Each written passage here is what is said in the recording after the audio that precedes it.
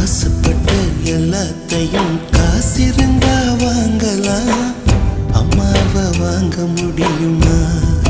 நீயும் அம்மாவை வாங்க முடியுமா?